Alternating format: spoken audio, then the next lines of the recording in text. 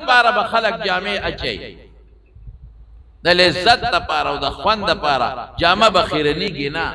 نه به جامه زړېږي او کم از کم اویا جوړې به سړي اچولي زمونږ طالبان په دې اویا بس زه ته ملکه تاسو اچولې دي لاندې د یو بنین اچولې بنین د پاسه یې کمیس اچولې کمیس د پاسه دی واسکټ اچولې څوک لا دوه واسکټې مچې د واسکټ د پاسه یې چوغم اچولې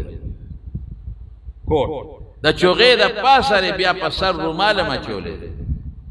او پټکې دې موالې سونه جوړې د شپږو خدل تا چي او زنانه څومره چي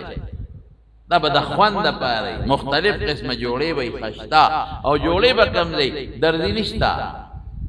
د انارو د بوټو شان بوټي به امام قرطبي لیکلي دي په تذکره کې د انارو د بوټي شان بوټي به ابا خاص د جامو دپاره تبته انار روشو کې پمیان به مات کې چې مات کې خشتا جوړه به تیرو دا سه جوړه به چې د انار په پوستکي کې راځي دومره نری باریک وي نو بوج په سړی نه راځي اب راواله وا بچي